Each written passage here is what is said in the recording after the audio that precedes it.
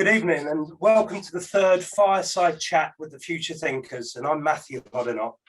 Each month on the first Tuesday, the Dot Life puts on the Future Thinkers Forum, where we invite a number of industry experts for an informal discussion to share their passions, their beliefs, and also some blank canvas thinking about the topic of the month. So far, we've covered the future of events, and at the beginning of February, where we looked at the events industry when it was at its bleakest.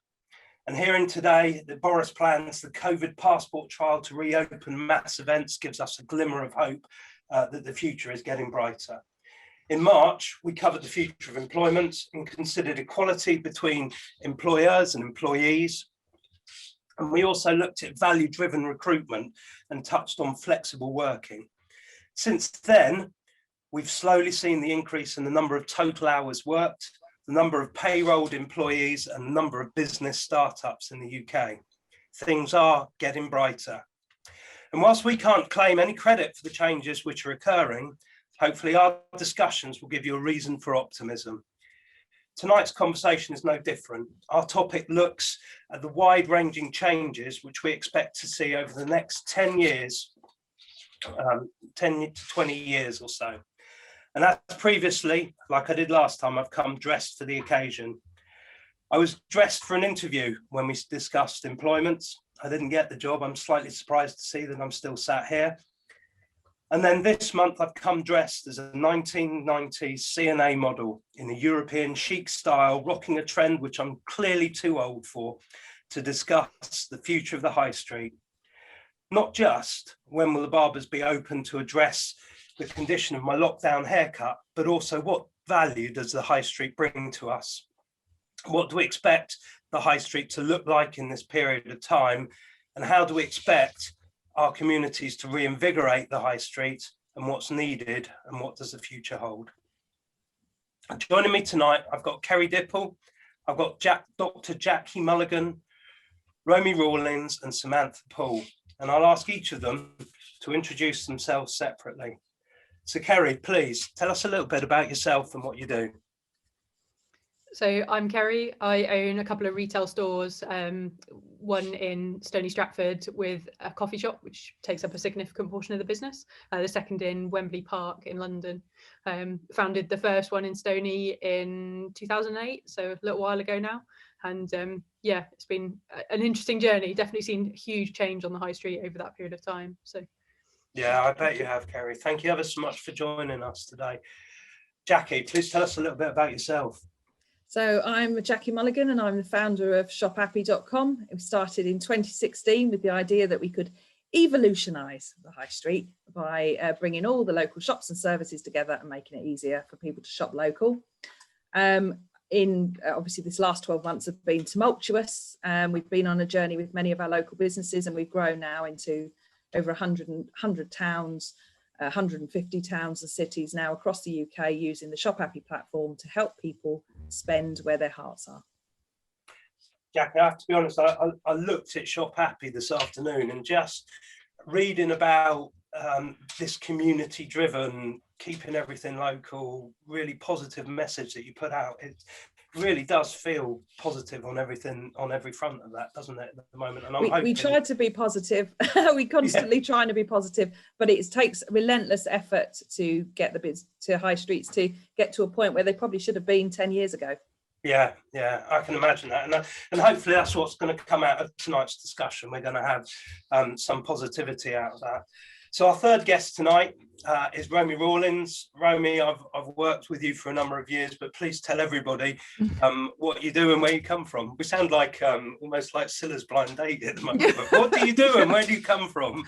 Well, originally I was a landscape architect, and now I'm commercial director for a Norwegian company here in the UK called Vestra. And we supply street furniture. So it's a bit of a kind of random niche area of business.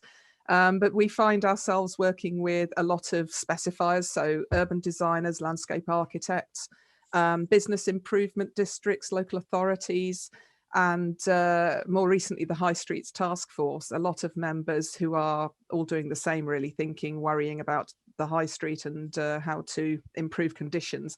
more physically for us, and not kind of specifically retail associated, obviously. And I think that's one of the reasons why we've got such a strong panel of people tonight, is that we're all coming from, I think we're all coming from the same angle, but we've all got different professional backgrounds that we're going to bring into the discussion. I'm really excited to hear some of the stuff that you'll bring, Romy, from a presentation that I went to that you and some of your colleagues gave a couple of weeks ago on community design and things. So hopefully we'll see a little bit about that. And then finally, last but not least, Sam, we've got Samantha Poole here. Sam, please tell us a little bit about yourself. Yeah, thank you. So Samantha Poole, I created the Mum to Mum digital community on Facebook back in 2008.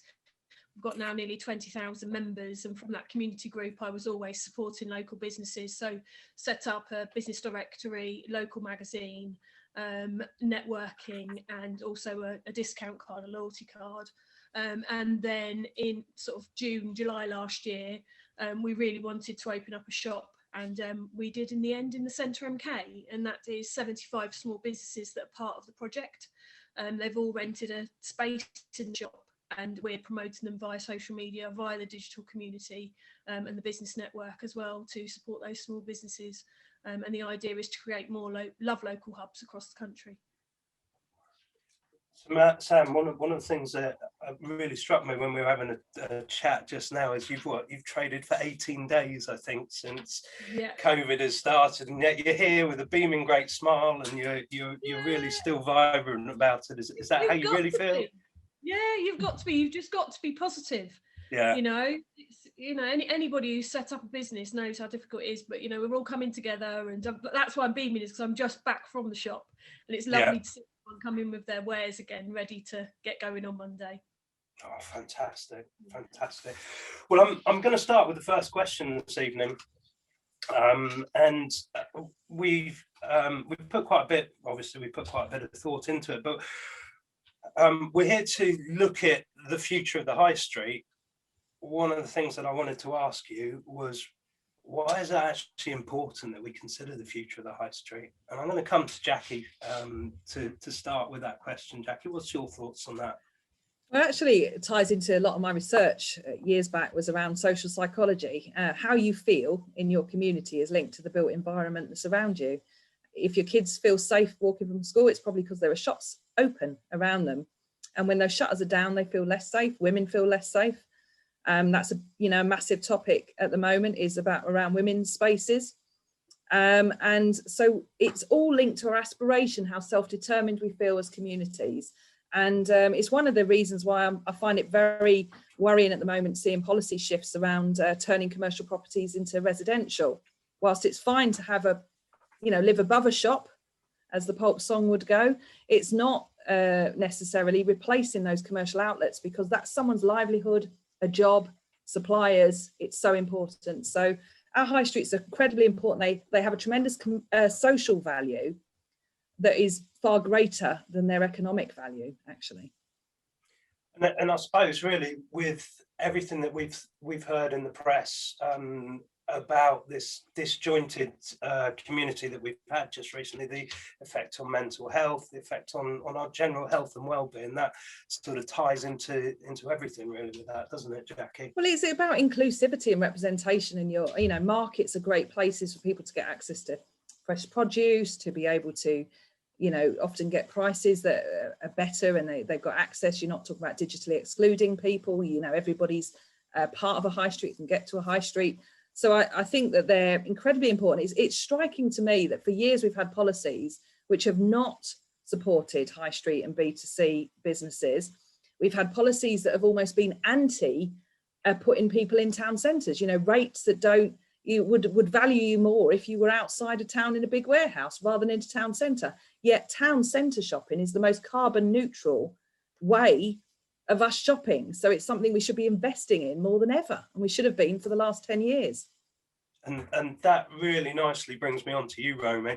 I'm looking as I go around my screen, and you can't obviously tell where I'm looking, but Romy, when we were with your colleague Dan in his presentation the other day, he was discussing the car in the working environment, or sorry, in the high street environment, and the importance of perhaps not having the car there.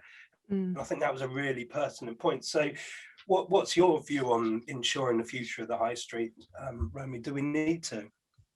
I think we probably do, but it's incredibly contentious. We would like to see fewer cars on the streets, and more whatever. I mean, it brings sort of 70s pedestrianisation schemes to mind, which I'm not necessarily going to push. But just put people first. Make them safer, make them places where children and older people and everybody can be safe, and more active travel, cycling or walking to our centres. We would absolutely support that, but it is really contentious. You get into conversations about disabled access particularly, and I've been involved in a few places where we've put parklets in on a temporary basis into parking spaces, and it's the vitriol that we've had from people when they're going in for a matter of weeks. Where am I supposed to park now? And it's very, very difficult. And schemes where everybody is behind it, it's taken 9 months, 18 months to actually enable those sorts of changes, very small changes. And it's incredible. We see in places like Oslo, our headquarters, they've removed all car parking spaces from the city centre apart from disabled spaces, nearly 700 over the last 5 years. It's a very small city. And it's been very difficult, but they have done it. And, so it's a much more pleasant environment. The air quality is much better. People who had asthma who wouldn't go into the centre before, particularly in winter, will now go. But you have to do what they've done really. So they've subsidised public transport. So trams, the metro, buses are all much cheaper now. They've put in a lot of cycle lanes, so it can be done. And there are many, many cities and towns globally looking at that approach. I think it's the way we have to go. Yeah. And you saw the presentation the other week that in Sweden, they are removing, I think it's actually nearer 70,000 parking spaces from many, many streets and cities across Sweden now. Yeah, but I think it's what you're highlighting really is just a much more holistic viewpoint, isn't it? It's a very cohesive policy there, and this will be from your background as well, Jackie. It's all it's not one solution's going to fix everything. You're just going to have to completely rethink everything to get that it's vibrance. How everything joins up. That's Yes. I think the challenge, that things seem to operate in silos and everyone's looking for the magic wand. Yeah, but there's no magic wand. There are all these steps, and some of them are going to be painful and not everybody will support them. But you just look at longer term, what's the vision that you need for people, place and planet, and then go for that. People, place and planet. Yeah, exactly. Ceri, you've got a shop in the Midlands, and you've got a shop on the outskirts of London. They've got to be two very different high street scenes. Are they both there to be saved? Are they both there that need changes? Can you see some differences in the scenes? Yeah, so they are very different. So the store we've got in Wembley Park is actually on a brand new development. So it's an 80-acre site that's being completely redeveloped, essentially at Wembley Stadium by Quintain. So it's quite an exciting prospect. They've kind of essentially designed almost like a community from scratch. So they were in sort of a street where it's designed for independent retailers, looking at the kind of the core kind of needs almost of the individual. So that, I think, sort of 15-minute cities in a way. So everything that you need, you can get to within 15 minutes. And by foot as well, or by bike. But then we've also got Stony Stratford in Milton Keynes, which is a very kind of old school town, sort of the cock and bull story and the origins of. They're polar opposites in terms of the environments around, but I think the challenges are definitely still there for both of them. I think one of the things that COVID's kind of taught us is the importance of human connection, and that sort of Jackie touched on the sort of the psychology and the sociology around it really. And I think it's something that maybe we've all almost underestimated. I think until it's taken away, you sort of don't really appreciate what's there. Yes, we can order stuff online. You can have stuff fulfilled from sort of external sort of warehouses and things like that. But I think it's so important that we actually deliver services on high streets, not just coffee shops, but sort of broader services, and sort of look at what most people's needs are. And we're never going to cater for everybody, but I think we can cater for the majority. I think one of the biggest challenges, I sort of think, is we've got the sort of the communities doing things and people wanting to fight for kind of the independent retailer, but then, as Jackie mentioned, you've kind of got this policy change in the background, which was very much sort of taking it away from that. And that sort of jogged my memory. I was at a talk probably 4 years ago now, actually, and there was somebody representing the Department of International Trade, and I was probably one of the few independent retailers in the room, and there were probably 500 plus people in the room, so it was a fairly big event. And the comment that struck me was, we're here to help you with international trade, we've got contacts with the likes of Amazon. And I just thought, whoa, hang on a minute, that's not the answer to expand. That's not the only answer. Yes, yeah. Amazon has its place in the world, but if governments are pushing the smaller brands and developing brands straight away from the high street to the online only, we're almost fighting a losing battle. So it's trying to bring those two polarizations together, and how do you almost bring those two views together? Because there's no point in a way fighting against something that large, when you've got no backing sort of in the middle in a way. And I think that's something that really needs to be addressed. I think it's a dominance of just a few tech companies, and there's a kind of assumption that all these amazing techpreneurs in Silicon Valley have our best interests at heart. A bit worrying, really. I'm not convinced. I was going to say, I saw your face, Jackie, as soon as Amazon got mentioned, and I was poker face. You couldn't tell a thing there in my emotions. Yeah, I think I might win that hand. I think they start out with good intentions, but I think unfortunately, business models take over, and I think the best intentions they start with are lost. And I think it's almost, as they become more powerful, they kind of reach a point where they can almost do more damage than good. Like the concept of what Amazon started as was good, and I still think that it has a place, and it has a huge value to the economic kind of position of many retailers. But I think what brands need to understand is that it's not one answer. And whilst yes, it could be great for fulfillment, and they offer a huge amount of services. I use Amazon, hands up. Hopefully my delivery won't arrive while I'm on this call. But yeah, it absolutely has its place. But I think, like you say, it's kind of the policy change, and it's how we bring that all together. I think just sensible conversations rather than there is one answer. It's not black and white. Yeah, I think there's this very much, we've got this ease, we've got this comfort of being able to order really, really quickly from Amazon when we're sat in our homes. But the one thing that COVID, like you suggested, Ceri, has taught us is we need to get out and about, and we need to have that community. We need to get away from loneliness and things like that, and protect our mental health. So the importance of having a hub to go to, because we can't go to an Amazon warehouse, can we? So the importance of having a hub to go to as a community has got to be critical. And this must be right up your street, Samantha, with what you're trying to achieve with Love Local. Yeah, 100%. I mean, like when I grew up in a council estate, and we had a community centre, and the community centre was the life, of our town. And you had the greengrocers, you had the butchers, you had all those different things around you, that I hope that one day we can bring that back. But I think sort of just extending on what Ceri was saying, we've all got to work together.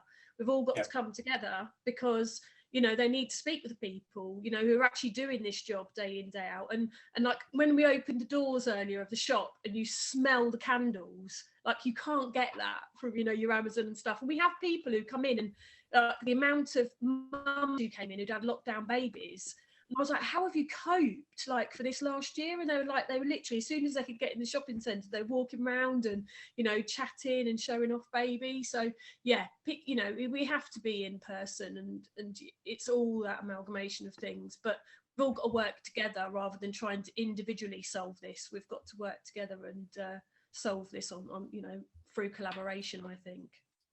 But I love what you're saying, and I totally agree, Sam, about collaboration. I think that's the only way of doing it, and I think it's got to be community led. Everything that I've watched, well, everything I've listened to so far from all of you is very much community led. But how does that sit when we have some of the bigger organisations which aren't, you know, they're not necessarily there to be community led? How does the community overcome something like Amazon, for example, or take something that's popping up on every high street, for example, the coffee shop chains and things like that? How does the community, you know, come together on something like that? What's your view, Jackie? I think that there's always going to be a mix. It's you know, as Ceri says, there is a place for Amazon. I don't think it should be as dominant as it is. I think as the pendulum has overswung and it's creating more damage than it's doing good now. But there's about, you know, chains, franchises, bigger stores, smaller stores. That's the mixed economy. It creates jobs and it brings people, and it's different. But what we've seen is that the giants are falling right now, and I think that's partly due to trends around people wanting to meet the maker, provenance and so on, but it's also potentially limited choices for independents. If this is your livelihood, what choices have you got? You can't sort of go, this postcode, you know what, it's not working for me, I'll just sell that asset and walk off into the sunset.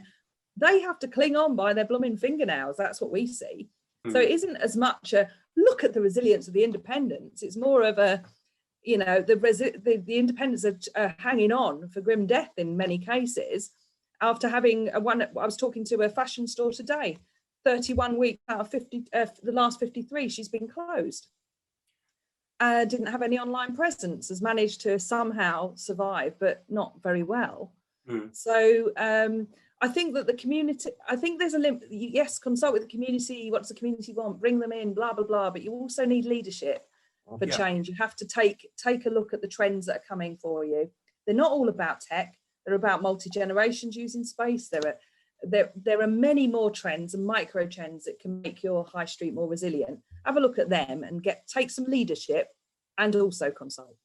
Yeah, and I've actually seen it within the Facebook group. You know, those 20,000 mums, every day they're posting, who can I use locally to get my food?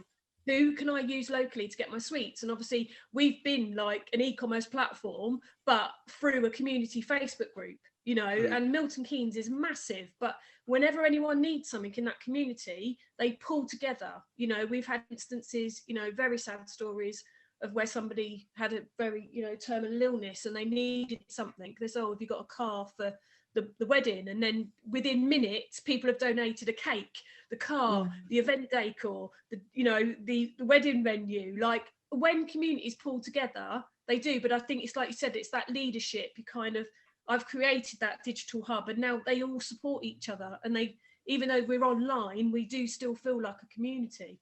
Yeah, definitely. I think more so. I think we feel more like a community since being online. I mean, one of the things is how we look into each other's living rooms now. I mean, Matthew, he's covering something there, isn't he? He's got like a background, but behind him, loads of laundry, probably. Oh, right, lot. But you've been to my house, Jackie. I don't trust people who put fake backgrounds on. But basically, you're looking, and the professional and the personal is blurring. And COVID brought communities together. Yes, we were clapping for the NHS. Yes, we did things together.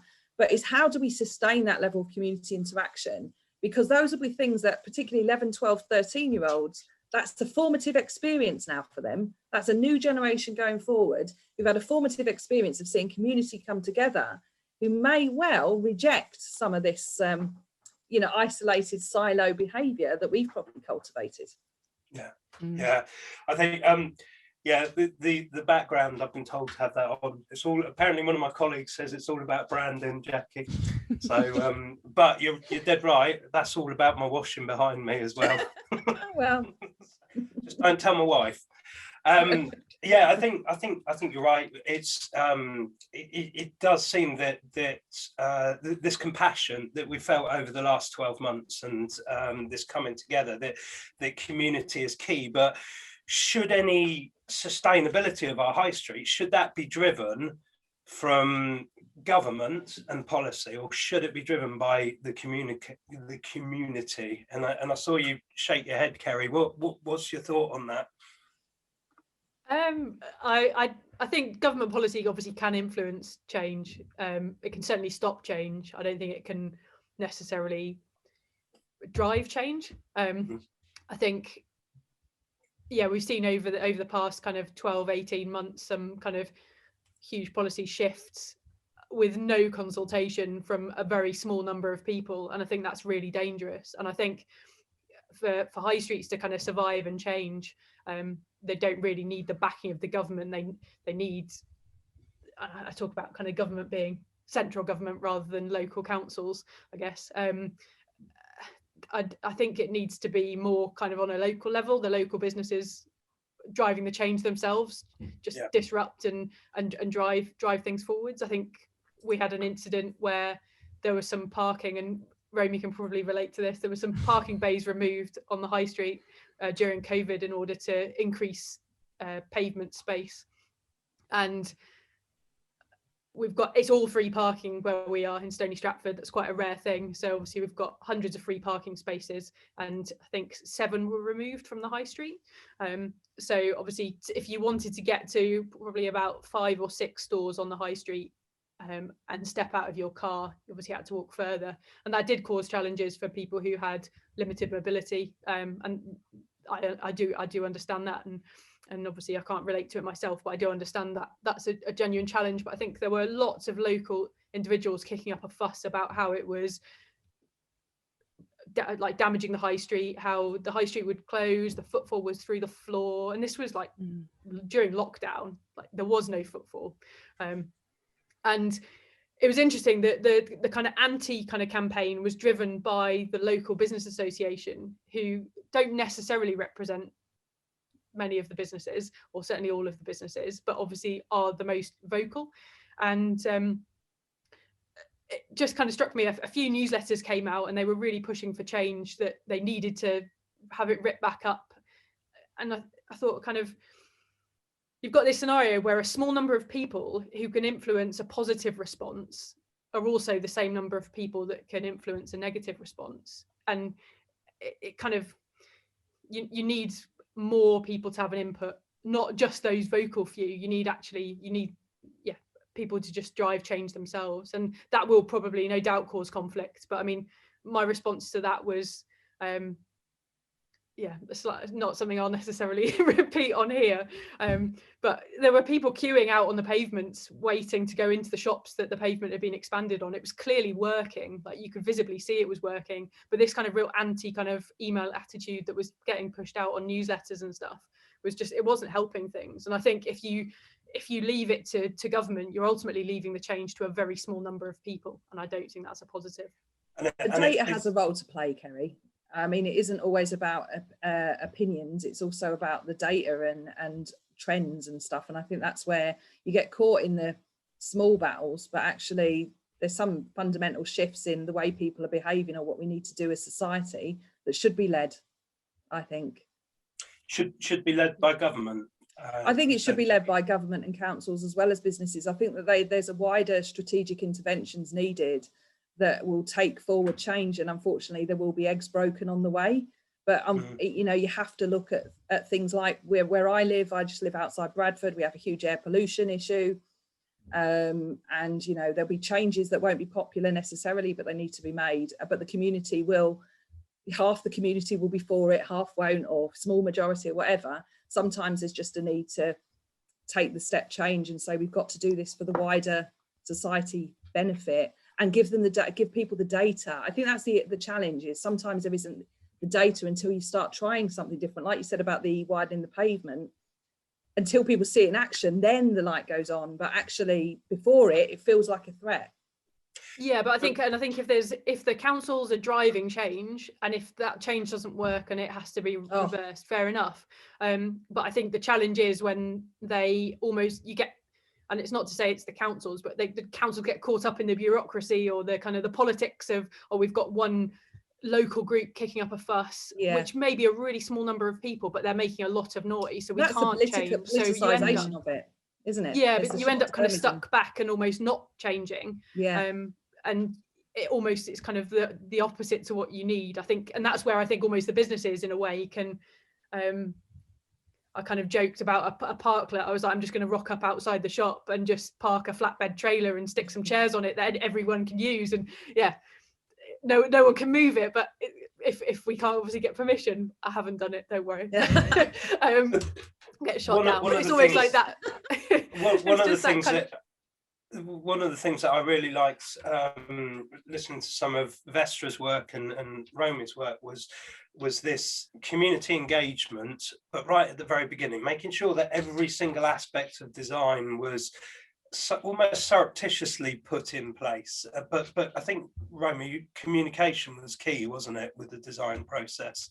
Yeah, I think it always is. I think there are always these tiers, and we look to central government, local government, the professionals, the consultants, the community, and it's got to be a combination of all of those. And I'm not sure who leads. I think in different places, different teams maybe need to lead, but we come back to collaboration again.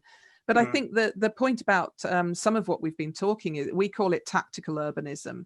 So parklets and widening footpaths and all those sorts of measures are temporary or semi-permanent, and those kinds of things, dropping a flatbed trailer on, the frontage of your shop, it is exactly to test the water and see what the response is and whether it's positive or negative. And actually that needs to be really carefully monitored. We've worked on ones where very, very good global consultants have monitored things like biodiversity because of the planting in there, air quality, self-reported well-being, how much better it makes people just walking past some trees and planters instead of just row upon row of cars. All those things. It's really complex, and you have to monitor all of those aspects. But then if it's negative and all of the traders dislike it, the pedestrians don't like it, there are issues for people with mobility, it goes. There's a certain investment, but it's not crazy amounts where you're building the pavements out permanently or, changing the traffic flow, because those things are hugely expensive in the long term and have got to engage highways engineers and all of that.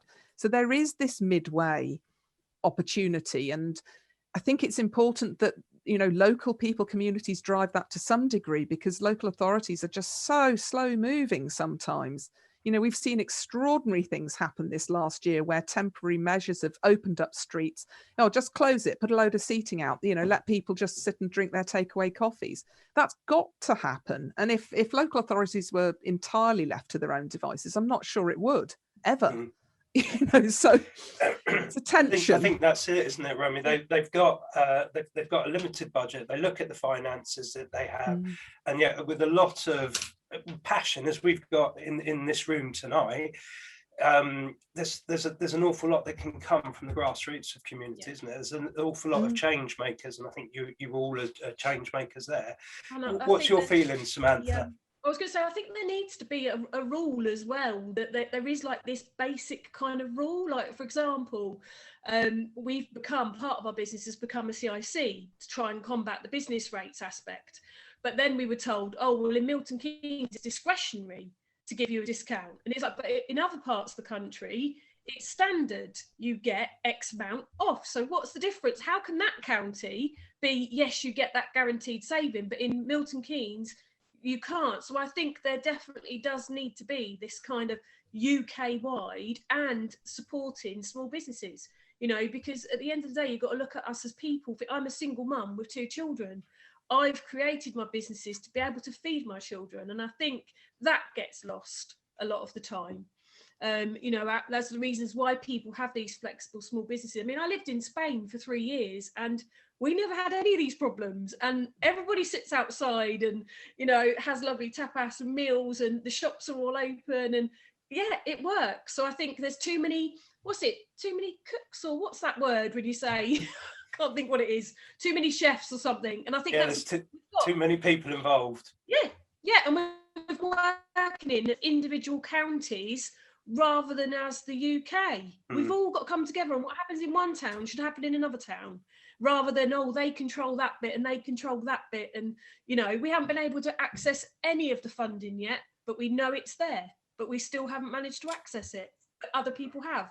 So there's a lot of things that we could, you know, talk about. And I think it needs to be the same.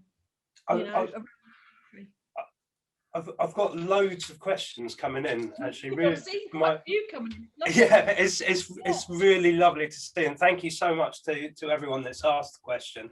If you're comfortable, I'm just gonna read a question out, or a couple of questions. Romy, I've got one for you. It says, are there any towns and cities in the UK that you think are heading in the right direction? I'm sure there are, but ones that we've come across, I would say it's still a little bit tricky. I mean, we deal with everybody from, you know, London boroughs, big and small, wealthy, not so wealthy, to major cities, you know, Liverpool, Newcastle, towns, you know, really sort of all scales. And I get the distinct impression that there's an air of panic going on and knee-jerk decisions being made that I really fear are not going to be for the best in the longer term. I mean, I've mentioned tactical urbanism. I think it's a fantastic opportunity, but we're being asked to turn around quotes really quickly because the funding's about to run out for this particular grant. You know, it might be air quality, or it might be the mayor's fund, or whatever. But or you know, the high streets ones that are now coming. I just really worry that we're not necessarily going to get the best results, and I hope that the better ones are where people who've been looking at doing things for a long time, like Birmingham, which is quite near me, has been looking at making it a car-free city centre for some time and keeps just pushing it away. You hope that those sort of plans might be expedited through this. But I also worry about all the junk that's being thrown into some places and what's going to happen in, you know, 18 months, 2 years time in a purely environmental sustainability way. We're going to have so much stuff just, oh, what do we do with all this, you know, astroturf, decking that's falling apart, trees that, you know, trees that are dark. I mean, just horrendous, some of it. So I really hope it doesn't turn out that way and we do see some great examples, but I can't actually point you in the direction of any yet. I'm so sorry.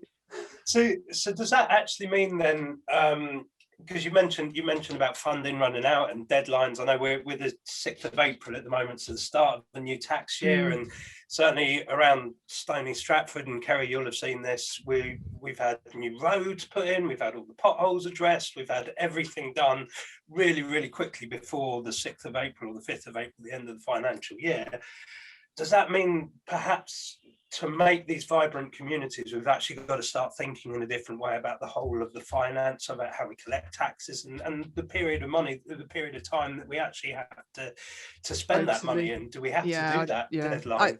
I think totally. I mean, when you look at these sorts of changes, you know, the political 4-year period or whatever we're talking about just flies against everything, every bit of long-term thinking and planning. And, you know, you can see it happening. We need some way of kind of traversing that. I think for health and all sorts of other things, you know, we've got to think more broadly and more long-term and stop this sort of, I mean, the bids as well, the business improvement districts, you know, we get panicky. I've got to buy something, I've got to put it on the street, we're about to go into the ballot, we haven't got anything to talk about and show people, we need stuff, you know, now. And you just think, this isn't right. You know, I'm a salesperson and I'm torn thinking, yeah, it'd be a great order, but what are you doing?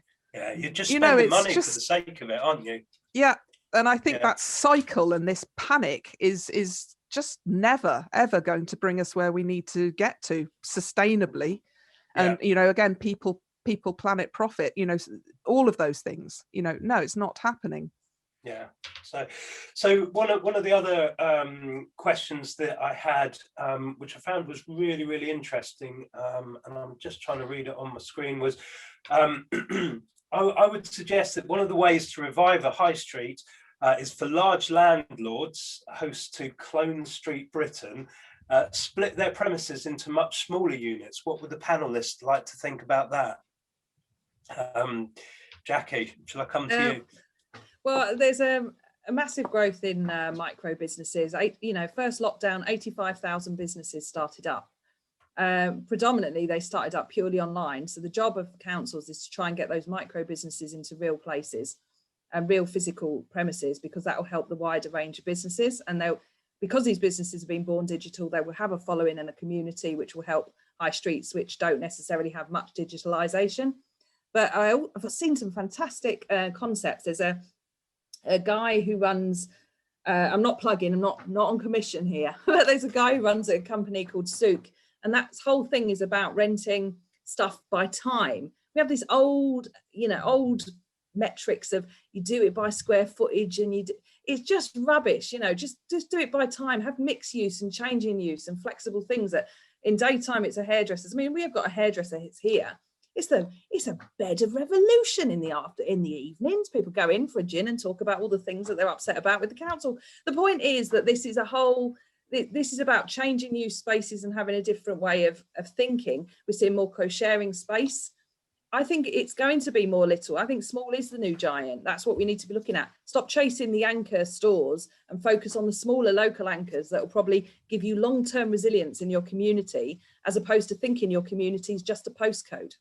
Yeah, and I think you've hit the nail on the head, really, haven't you there, Jackie? Because we're seeing the large shopping centres, and I appreciate that a lot of them are slightly away from the high street. We see that we've got to have a John Lewis store or whatever. We've got to have this to attract the people in. But the amount of questions which are coming through at the moment about what size of community can we, what size of community actually helps sustainable shops. So there's someone in Leighton Buzzard, or in Aylesbury, sorry, has lost their only dedicated shoe shop. How do we reverse that trend? What size of community is actually larger enough to get away from cloned businesses? And yeah, I think you've said exactly that, haven't you? It's about thinking innovatively. And I think really, Samantha, this is what Love Local's doing with your shopping, isn't it? And it's about growing the businesses. 9 out of 10 small businesses will fail, and it's not because they're not great businesses. It's not because they're great bad business people. It's because there's no support for them. The business rates, ridiculous. I mean, we're good at the moment because we haven't got any business rates. If business rates come in back at the rate of what they were, we're potentially going to lose that shopping centre MK. Now, Centre MK are wanting us there because it's driving footfall. Like the amount of people who come through the shop and said, I haven't been to the city in years. It depresses me because I walk around and there's all these empty units. It just makes me sad. So, but we were there and they came to the shopping centre for us, and to support us. So, my idea is they don't just rent a space on the shelf. We look at their whole business. So 3 businesses have come back and they said, we've put our prices up, Sam. We've done what you've said, because it's all about profit, loss, your branding. Like for me, and that's what we're trying to get the government money for at the moment, is I want to reverse that 9 in 10 businesses failing. I want that to be 1 in 10 small businesses will fail, because we've given them support. We've given them business rates relief for the first 3 years to make sure they are successful. Like there's a lot more to this than just that. It's the actual education. Like I had to start up my own business because I'm a single mum with 2 kids. I couldn't get employment with the school runs, with the school holidays, with everything. So I've had to create my own business, but I've never ever had my own business before. My dad had a roofing company and, I helped him with his name, and my ex-husband had a lighting company and I helped him with that. But I've never had my own company, and actually running your own company is quite hard, and so we've got to support these people. We've got to support these businesses so that they are sustainable. And the idea with me is I'd love to see 3 or 4 of the companies outgrow our shop and actually go into a shop together. So we're kind of, and then you've got all the different styles of shops as well, which creates your high street, so there's just, so many ideas, and, we're just starting out with that first one, but hopefully we can roll it out and all pull together. But we've all got to pull together and sing the same song. Otherwise, we won't get heard. As small businesses, we won't get heard, and we won't get the support, and we'll continue failing at that rate because nobody's out there supporting us. I, I totally agree with you, Samantha. I think in any business that you have, it's always looking for support and someone else who's done it, someone else who's you know, they know the pitfalls, and it's coming together as that sort of community. My background very much is come from building shopping centres. So I've built some on the Olympic Park, and I've been involved with quite a lot of Westfield shopping centres and some of the Into shopping centres. And one of the things that always amazes me about something like Westfield is it's not necessarily about the shops. It's about the destination that you're going to, and it's actually a day out almost for people to go to. Is that something? There's two parts to this question as well, and I'm thinking on my feet, so bear with me. Is that something that the high street can create? And if it is, how do we then tie that into, for example, something like tourism? One of our listeners this evening has said, can we not capitalise on the fact that we're not going away this year as a country in general? Can we capitalise on local history and everything else? So how do you feel about that, Ceri, especially with having two really diverse, you know, a brand new scene and this old market town scene? Yeah, I think it's going to be a really challenging summer, I guess, because obviously with COVID restrictions being lifted, we're going to see a lot more people around, and it's how we, obviously as retailers, we want to maximize sales, so you want to get as many people through the shops as possible, but at the same time you have to kind of bear in mind that you can't fill the shops because we're just increasing the likelihood of another lockdown. So it's a really challenging one. I think the main thing is that we're just engaging. If we've got people physically coming through the doors, make sure that we're not letting any opportunity disappear. People are going to be keen to. We've been locked up essentially. We've been looking at screens 24/7, or not quite, but yeah, we've been sitting looking at screens. So I think if people are coming out and coming into shops, they're quite probably, well, the likelihood of converting into a sale is probably quite high. And I think also the aspect of loyalty as well. If we have got digital presence, then even if they're not a local resident, if they are a tourist, then hopefully we can retain some aspect there, and yeah, a good physical experience will kind of sustain a longer relationship with that business. And I think everyone's got the opportunity to do that. I think yeah, it's trying to encourage people back to the area, and not just use your business but local businesses around you. I think it's really important. So if they've never been to the area, give them a little bit of information of kind of what's around, whilst we can all look online and see what's around. It's kind of recommending the other local businesses that we know are there and they don't necessarily find from a Google search. So I think shops can play a hugely important part, and it's independence highlighting to those that do come into the stores that aren't local with the other independents that are around. Do you feel the same way, Jackie? I mean, you've got a really historic town where you are. Is that something? Yeah, Saltaire World Heritage Site. Well, I go to the pyramids when you come to Saltaire. Exactly. No, I say that every day. Yeah, it's all about place for me, and it's we saw through Shop Happy over the COVID period, we saw virtual tourism. So we saw people visiting other towns virtually, and having a good old nose around all the shops. So there's a whole thing, we've rediscovered our own local areas because we had to, because the supermarkets couldn't deliver bog roll when we needed it, and suddenly the corner shop came to the helm and we could go there. And then we discovered there's all these local shops. Maybe I'll go there. I think a lot of us actually, I'm not including myself because I always shop local, so I know my shops, but I saw a massive swathe of people rediscovering high streets. And then there's this staycation in and wanting that experience. The problem is that if people don't feel safe still over the summer, they won't spend very long in those shops. So we saw between lockdown 1 and 2, this trend of the short stay shopper, exactly what you said, Ceri. They go in, they don't spend much time in there, but they get what they want. So there's an intention to spend, which is we've been lacking for years in terms of local shopping, but actually they're pre-browsing somewhere. And that's where the online discovery is super important now. Otherwise, if you're not online, that spend will go to Amazon and not much of it will stay in your local economy. So there's a joining the dots. Tourists, get them to spend local. If you like the destination, you like it probably because these lovely local stories and local characters you're meeting, they can't survive on you looking at them and applauding them. They need you to spend with them too. Brilliant. Yeah. It really brings me round to the sort of final question, which was the whole purpose of this evening's conversation. I've found it fascinating, I really have, and I've taken quite a back seat just listening to you all, to be honest. But the main purpose of the question is, what is it going to look like in 10 years' time? And that fascinates me. I think we've seen the strength so much in community building, in well-being building. Try saying that a little bit later this evening.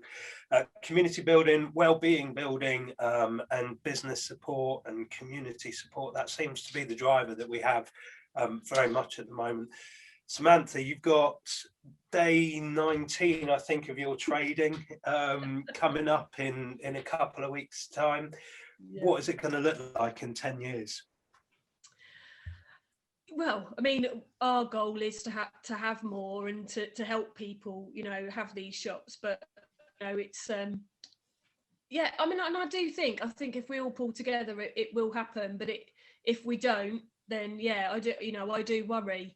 But all the feedback we've had so far, you know, like, and everybody who visited the shop was like, this is what we wanted. So actually, I think somebody said earlier about asking, you know, people what they want, and they all wanted to be able to shop local, you know, in there. So I don't want to be walking around a shopping centre and seeing empty shops all the time, but you know, you know, I just hope we can all pull together, because like you say, it's got to have that right mix. But everything I'm reading, like for example, John Lewis are now looking at having John Lewis stores in the high street and having smaller units, because they're realizing that that's where they need to be. So I think there will be a real movement, and you know, my hope is that, you know, we will have that, and you know, it's going to be a nice community led sort of project. We can hope. I think you know, just picking up on that, Sam, I think the you know, if you go back to something like Westfield, you had the first Tesla stores in them, I don't know, 5 or 6 years ago, and you'd never actually walk out with a car under your arm, but it was more experiential, wasn't it? Yeah, we had a live mermaid in our bathtub. So all of our furniture, we've got a bath, which we had so the companies that sold the bath salts and the bath bombs are all displayed on a bath.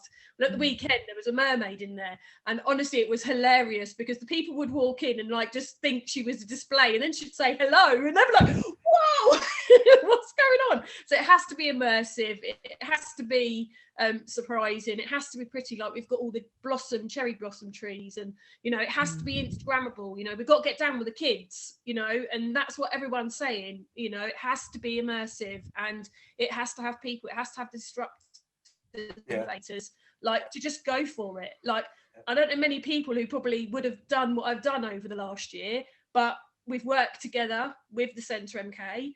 They gave us an opportunity, and you know, we've done it. And it's like, you know, you have to do things, but you have to be disruptive to be seen, and then hope that you get the support to be able to carry on helping people, you know, because we just want to just support small businesses. I'm coming out of year 4 now.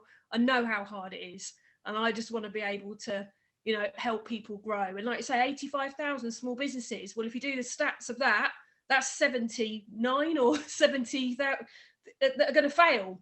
That's not great, is it? So we need to change our mindset, and we need to change the education factor of actually the sustainability of it, with the education and the support. And I think the time's now, you know, there is a movement, and we come out of recessions, and let's just hope that, you know, we can, with the right leadership, it will work. But we've got to keep doing what we're doing. Everyone on the panel today has to keep sharing their story and, you know, storytelling, because that's what it's all about. Marketing now is storytelling. Yeah. And I think that is it, isn't it, Sam? It's coming together. And one of the things when we first started thinking about putting on tonight's show was really what is this, you know, how do we disrupt the high street? How do we stop it from being this car-driven parking lots close to access and everything else. And I think that's what I learned from one of your presentations, Romy, from your colleague Dan, was, the car's 2 generations old.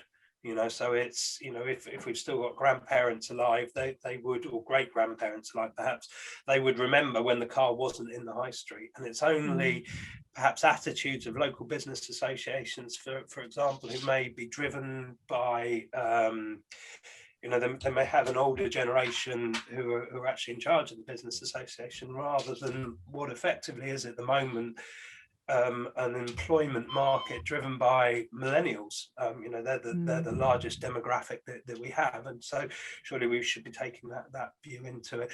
Romy, what's your view of 10 years time, bearing in mind how long it takes to get anything through planning, and we're going to try and change finances so we don't spend it every 4th of April. How's it going to look for you? I think if this doesn't transform everything and give us the opportunity to disrupt us, everything Sam's really just said, I don't know what will. I'm really disappointed. I mean, I was involved locally with a bid on the Porter's project, Porter's pilots, and that's got to be 10 years or so ago. And honestly, I didn't see anything come of that. And it was just so disappointing. I don't know whether that worked in other places, but you see these initiatives come and go, and something massive has got to change things, I think, for the better for the next 10 years. And I think you're right. I think a focus on a different generation. A lot of millennials and younger don't own cars, don't want cars, see things that very differently. I think we need to look further afield, not maybe even places here that are doing it well, but places like Copenhagen, where, everybody is on a bike. They cart their children around on a bike. They take home massive TV screens when they've bought them on a bike if they need to. I mean, it is possible. And we get asked constantly, how many, I've just seen it's snowing outside. Sorry, it was a good moment to mention this, but, people say, oh, nobody wants to sit outside. We can't have cafe culture. Well, in Norway, they say there's no such thing as bad weather. It's bad clothing. So I think we honestly have to shift our attitude and also not just think about retail, think about the 15-minute city, or as Dan was saying actually the other week, the 1-minute city. Think about other experiential ideas and things to bring people in. Could we have a repair shop in one of those empty units? Could we have a young people's makers facility in them? It's not all about what we know as retail anymore. I think we've got to be disruptive, and we've got to think much more openly and look to anywhere that's even got a part of that right. And I think we can do it, but we've got to be brave. Yeah, I think you're right, Romy, with the disruption and just completely changing the way we think about everything. And yeah, it is about being brave. Ceri, surely everybody on a bicycle taking a TV home, that's manna from heaven for you, isn't it? Yeah, I think there'll be plenty of broken bikes when people fall off. And there's the repair shop. Yeah, that is true. Yeah, cargo bikes on the other hand, I think could transform things, and local deliveries through cargo bike delivery companies would be a fantastic thing to see. So don't replace all the cars with people carrying TVs on bikes, but yeah, definitely a place for a bike. Well, can I pick up on a couple of questions actually that have been raised? Please, in the chat. So please, a couple that I guess overlap in terms of my answer, not necessarily the question. But Sophie has asked about digital giants. Should they think about ways in which they can contribute to the high street? And then Edwina has mentioned the Department of International Trade and asked the message and support that I would want to see from the government ministers and departments like the DIT aimed at small businesses. And I think in a way it's not about the big digital giants kind of engaging too much with the high streets. I don't think we need that. I mean we're seeing things like Amazon Go sort of being quite creative with their sort of almost payment free shops where you can walk in and walk out. Obviously you do pay, you don't just get things for free, but you don't actually check out. It's all done through monitored cameras and systems inside, and obviously they're testing their technologies there, which is great to see in terms of future of shopping and technology. But I think it's actually the kind of the brands in the middle, I think, are really key, because the high streets aren't huge in terms of space. We don't need the big giants to come and take them over, but there are thousands, tens of thousands of brands out there that would really benefit from presence on the high street. And I think it's not about the Department for International Trade or the BEIS necessarily working with the sort of independents. It's almost looking at those medium-sized brands and how they can actually engage with those brands and educate them on the benefits of the high street.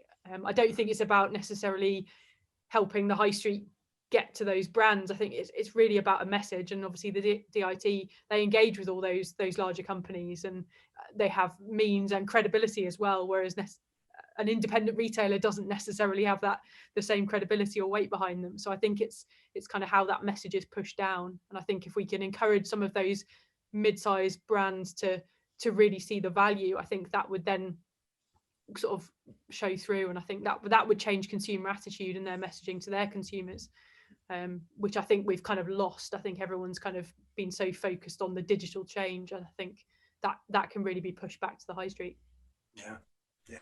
I love the idea, and I was thinking about it before you mentioned it, Ceri, about going into a high street without a penny on you other than whatever's in your bank account, and walking out with all your goods, but having it sort of clocked as you left your high street or something, having had a wonderful experience during the day of doing whatever the high street puts on for you, and still getting everything that you need and all the rest of that. I think there's so much scope there, isn't there?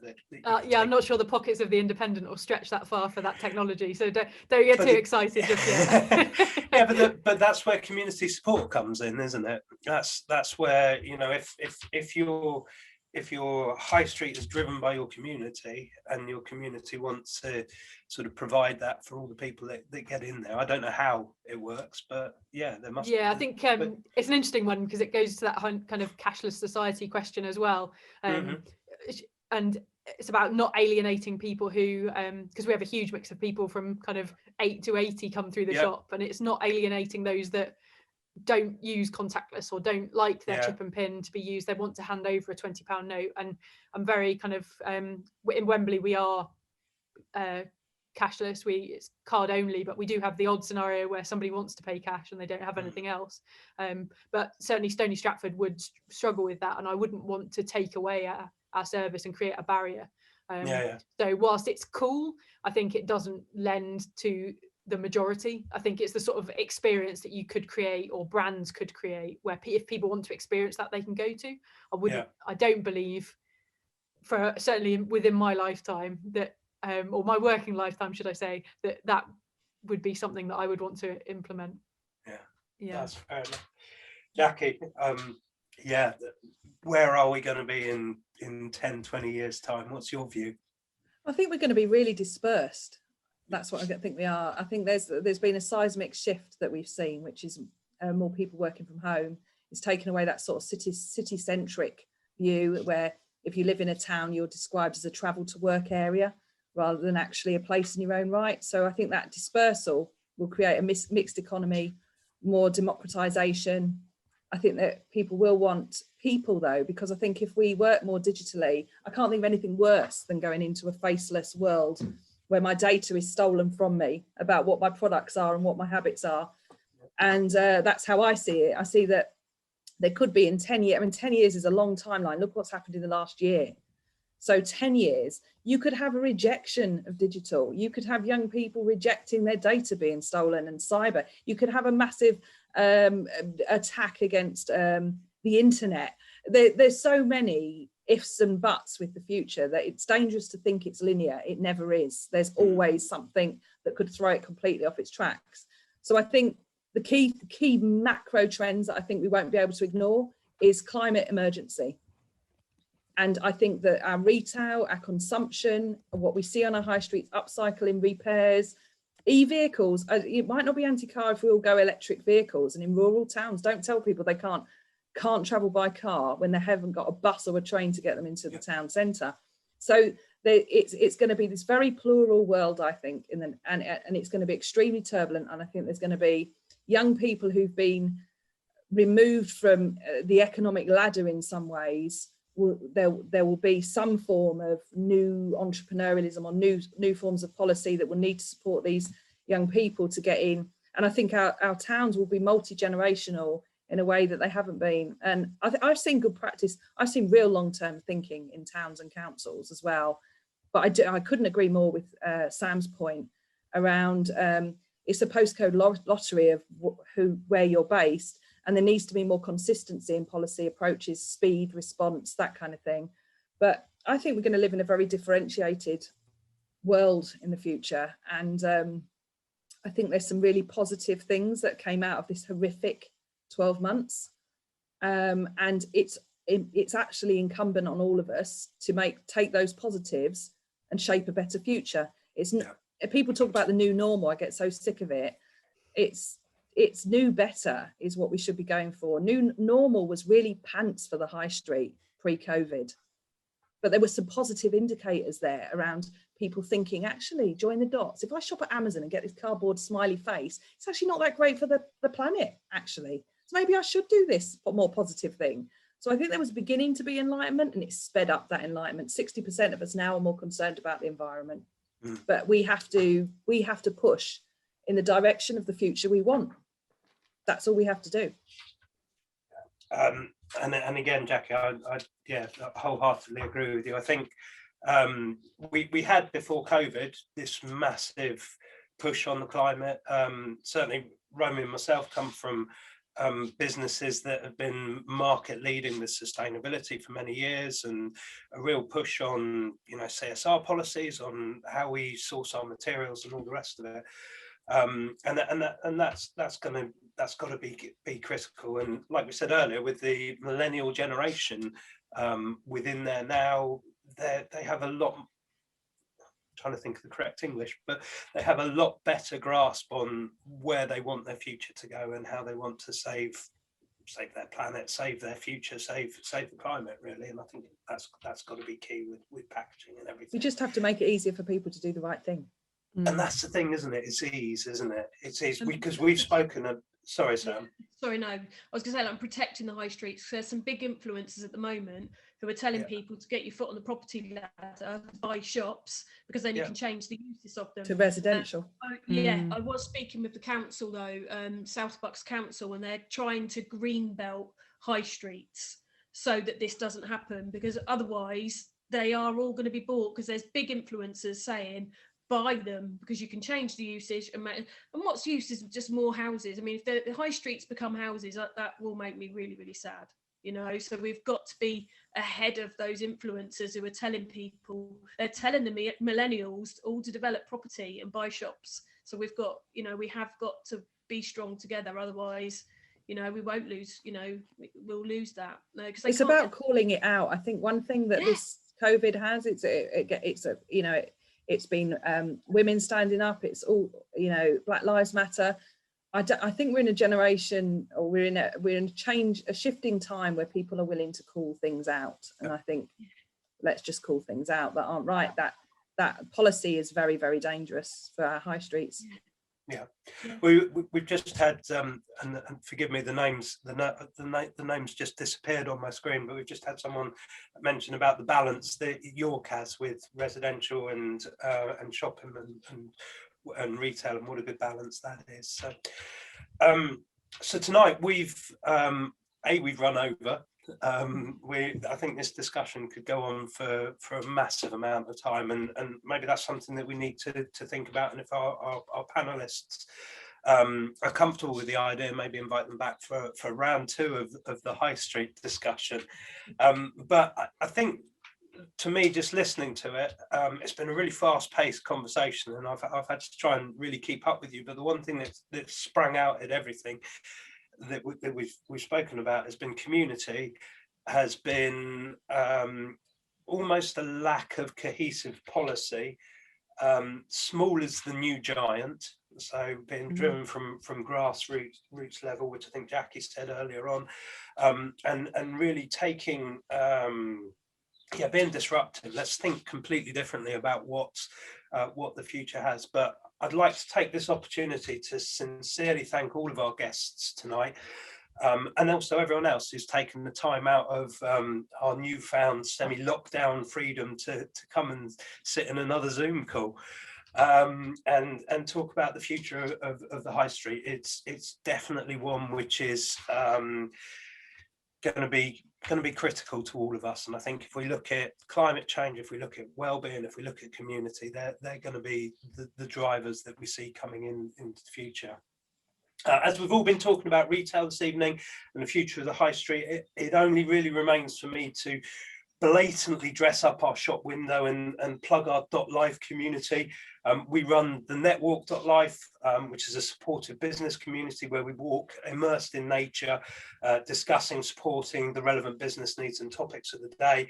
Our mentoring community, the Institute.life, and the Future Thinkers.life, which has put this on tonight, and which I hope you've all enjoyed. Our next topic, which I think we're going to equally have as much passion and emotion about, is the future of mental wellness, which is on the 4th of May.